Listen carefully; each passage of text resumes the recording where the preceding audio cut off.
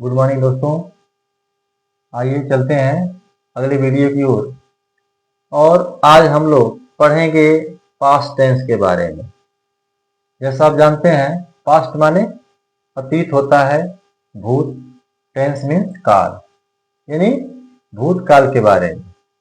वह समय जो बीत जाता है वही भूतकाल होता है, अंग्रेजी में पास्ट टेंस कहते हैं। तो अब पास्ट टेंस के अंतर्गत हम लोग पढ़ेंगे, इसके विचार भेद होते हैं, ठीक है। लेकिन थोड़ा सा पास्ट टेंस के बारे में जानना जरूरी है, क्योंकि देखता हूं मैं परीक्षाओं में और सामान्य बोलचाल में भी इस टेंस का बहुत अधिक प्रयोग होता है। तो पहले हम बात करेंगे इसके पहचान के बारे में। यदि पास्ट टेंस का वाक्य रहेगा तो पहचान क्या रहेगी उसकी। देखिए, सामान्य शब्दों में यदि वाक्य के अंत में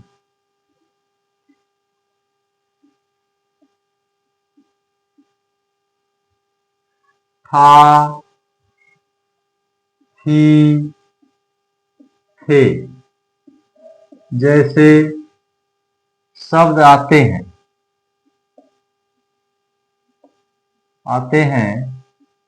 तो वे पास्ट टेंस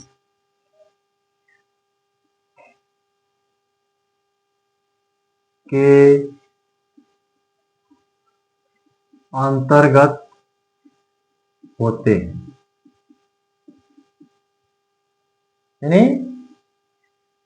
यदि वाक्य के अंत में था, थी, थे जैसे शब्द आए तो उन्हें पास्ट टेंस के अंतर्गत माना जाएगा।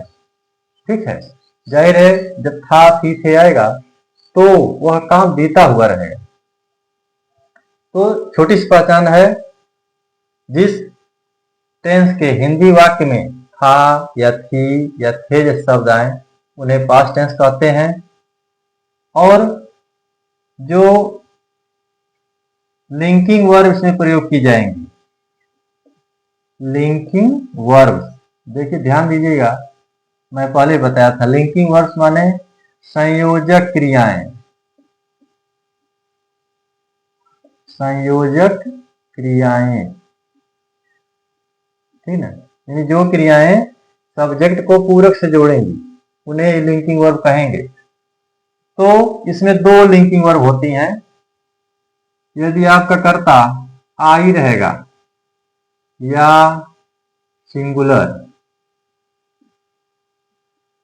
तो आप लगाएंगे वाज। देखिए यहाँ आई को सिंगुलर बना दिया गया है। और यदि आपका सब्जेक्ट प्लूरल नंबर यानी बहुवचन रहेगा तो आप लगाएंगे वर। ठीक, अब इसके अंतर्गत पहला जो वाक्य है अफर्मेटिव सेंटेंस। अफर्मेटिव सेंटेंस यानी सकारात्मक वाक्य। उनका ट्रांसलेशन कैसे होगा? स्ट्रक्चर देखिए, छोटा सा है। सब्जेक्ट लगाएंगे और सब्जेक्ट के बाद लिंकिंग वर्ब, लिंकिंग वर्ब के बाद कंप्लीमेंट।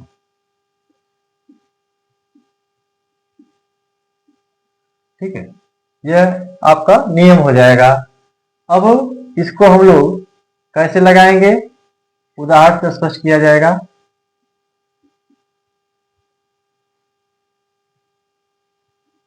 राम मेरा दोस्त था।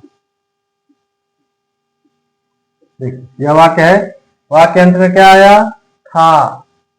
ठीक है, ध्यान दीजिएगा कि पास्ट टेंस में मेन वर्ब नहीं आती, ठीक है ना।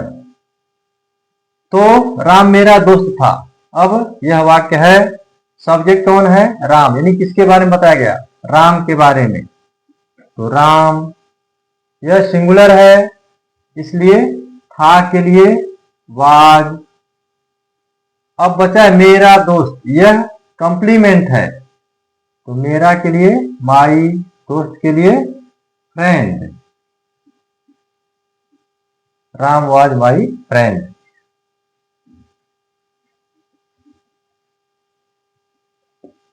तुम सब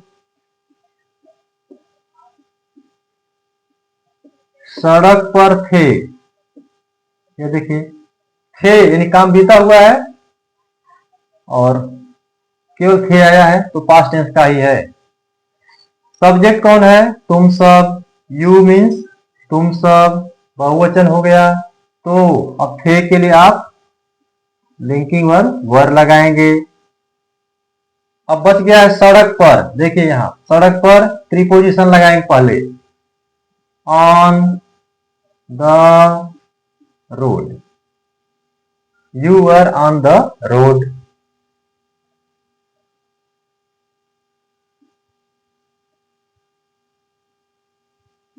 मेरा भाई एक अच्छा विद्यार्थी था। यह वाक्य है, मेरा भाई एक अच्छा विद्यार्थी था। सब्जेक्ट मेरा भाई, तो यह हो जाएगा माई ब्रदर। ठीक है, और माई ब्रदर सिंगुलर सब्जेक्ट है तो लिंकिंग वर्ब वाज। अब देखिए ट्रांसलेशन क्या हो गया, मेरा भाई था, इतना हो गया। अब आपको लिखना है एक अच्छा विद्यार्थी। एक के लिए अ गुड, विद्यार्थी का student. My brother was a good student.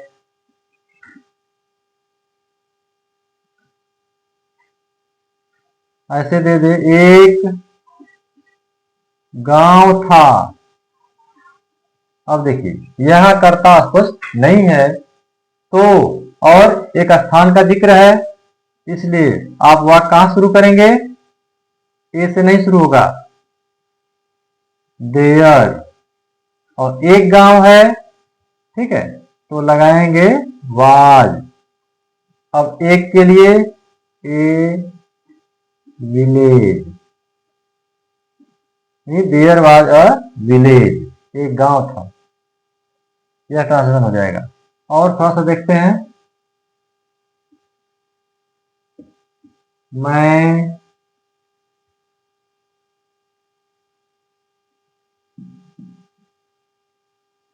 वहां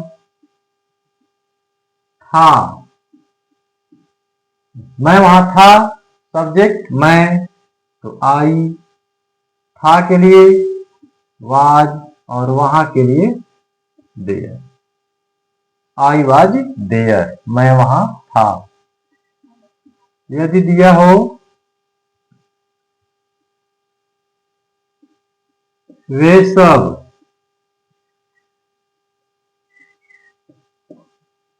अनुपस्थित थे।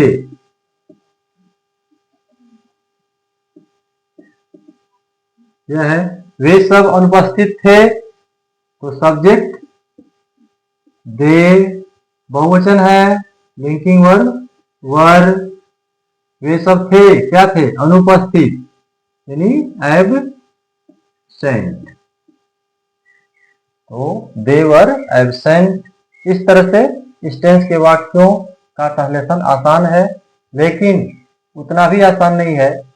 आप ध्यान से पढ़ लेंगे तो खूब बढ़िया से आ जाएगा। Thank you.